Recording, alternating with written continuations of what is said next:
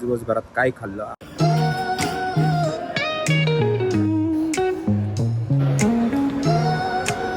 नमस्कार मित्रांनो, आपले पुन्हा स्वागत आहे एका नवीन ब्लॉगमध्ये. तर आज मी आलेलो आहे ऑफिसमध्ये आवरून. उशीरच झाला थोडा यायला आवरायला. तर आजचा व्हिडिओ असणार आहे मी आज दिवसभरात काय खाल्लं आणि किती पैसे लागले त्याला याच्याबद्दल.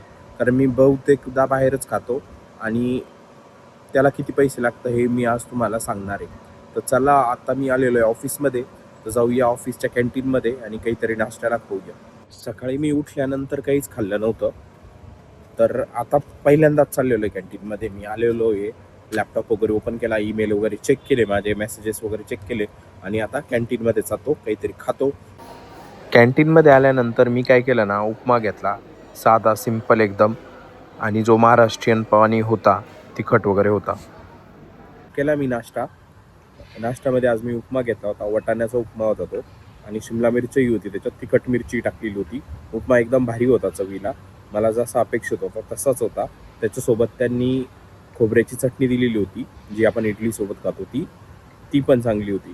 तर हा मला उपमा बसला होता जवळपास 32 रुपयाला.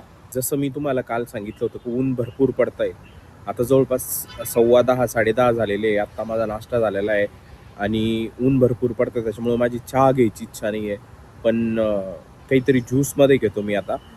संत्र्याचा ज्यूस घ्यायचा आहे, म्हणजे ऑरेंज ज्यूस घ्यायचा आहे, जो की मला जवळपास 49 रुपयामध्ये पडेल आणि तो आहे 200 ml. तर केला मी ॲपवरून ऑर्डर हा ऑरेंज ज्यूस आणि आलो मी कॅन्टीनमध्ये घ्यायला. कंपनीमध्ये ॲप आहे, त्याच्यावरून ऑर्डर करता येत आपल्याला आणि मग ते बनवून ठेवता.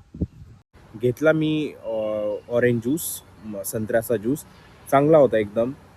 त्याच्यामध्ये कोल्ड प्रेस होता तो, म्हणजे तो काय मिक्सरमधून फिरून नव्हता काढला, ते गोल बिंगायचं मशीन नसतं का, त्याच्यातून काढलेला होता. त्याच्यामुळे त्याच्यामध्ये साखरही नव्हती टाकलेली त्यांनी. एकदम मस्त आंबट गोड चव होती, एकदम भारी होता तो ज्यूस. आता ज्यूस घेतलेला आहे मी, 49 रुपयाला बसला मला तो. आता मी जातो ऑफिसमध्ये आणि दुपारी जेवायला भेटू आपण. तर दुपारून काय आलं ना, माझी तब्येत अजून बिघडली, त्याच्यामुळं मी जेवणाचं टाळलं. मी घेतली एक फ्रूट प्लेट. कालच्या ब्लॉगमध्ये जसं सांगितलं की माझी तब्येत थोडी डाऊन आहे, त्याच्यामुळं मी आता दुपारी काय केलं ना, फ्रूटच प्लेट खाल्ली, जी मला 60 रुपयाला पडली. फ्रूट प्लेट याच्यामुळं खाल्ली, मला भूक होती, पण कसं आहे ना, सकाळी पण हेवी नाश्ता झाला होता, उपमा खाल्ला होता मी, नंतर ज्यूस पिलं होतं. मग त्याच्यामुळं आता म्हटलं थोडं लाईट खावं, जे की मी फ्रूट प्लेट खाल्ली.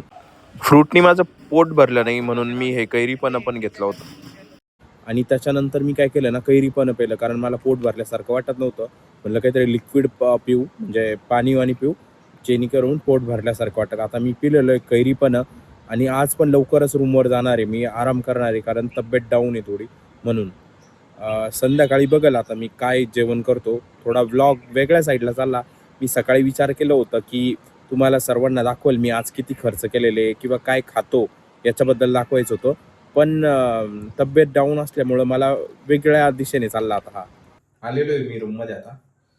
बरं वाटत नाही अजून, पण आता मी हातपाय तोंड धुतो आणि थोडं पडतो आणि मग संध्याकाळी चहा घ्यायला जातो. 5 वाजून घेतले, उशीर भरपूर झालेला आहे, पण इच्छा पण नाही चहा घ्यायला जायची. झोपेतून उठलो मी, जवळपास 8:30 वाजलेले आता. चहा तर काही पिला नाही मी, मला झोप लागली होती. तब्येत अजून डाऊनच आहे. आता मी संध्याकाळी काही जेवत नाही, आता मी पितो लस्सी, म्हणजे कात्रज डेअरी आहे तिथे लस्सी भेटते. पीजीच्या जवळच कात्रज डेअरी आहे, तिच्यामध्ये ही लस्सी भेटती. 30 रुपयाला लस्सी होती, मलाही दिली होती त्यांनी त्याच्यासोबत, भारी होती लस्सी. तर मी आलो लस्सी पिऊन आता, आणि येता येता हे इलेक्ट्रॉल आणलं. तर मला थोडा विकनेस येतोय, त्याच्यामुळे मी हे आणलं. 1 लिटर पाणी घेतलेलं आहे, आता याच्यामध्ये टाकतो आणि थोडं थोडं करून पित राहतो. आता मी तुम्हाला दिवसभरातील झालेला खर्च सांगतो. सकाळी मी उपमा खाल्ला होता, जो मला बसला होता 32 रुपयाला. त्याच्यानंतर मी संत्र्याचा ज्यूस पिलो होतो, जो मला बसला होता 50 रुपयाला. त्याच्यानंतर मी फ्रूट प्लेट खाल्ली होती, जी मला बसली होती 60 रुपयाला. त्याच्यानंतर मी कैरीपणं पिलं होतं, जे मला बसलं होतं 25 रुपयाला. रात्री मी लस्सी पिली होती, जी मला बसली होती 30 रुपयाला. आणि रूमवर येताना मी घेतला होता ORSचा पाऊच, जो मला बसला होता 23 रुपयाला. तर असा दिवसभर माझा एकूण खर्च झाला 220 रुपये. तर हा होता आजचा ब्लॉग. तर झाला असतं ना, मला वाटलं होतं की मी एकदम भारी ब्लॉग बनवाल, म्हणजे भारी दाखवेल काय काय खाल्लेलं आहे मी आज आणि किती पैसे झाले त्याचं हे. पण तसं जमलं नाही मला. माझ्या तब्येतीमुळं नाही जमलं.